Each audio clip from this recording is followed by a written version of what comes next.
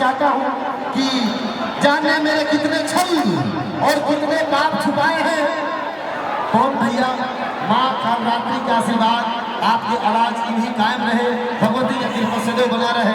एक लाइन में मुकेश आपकी सेवा में समर्पित करता हूँ कि न जाने मेरे कितने छल और कितने पाप छुपाए हैं, अपने अंतस में मेरे जो सब संताप छुपाए हैं, जिनके दिनों रात हुए तेरे आंसू मुस्कानों से पत्थर भी हीरा बन के चमका है, जिनके वरदानों से जननी आओ जनक के पावन चरणों का वंदन है।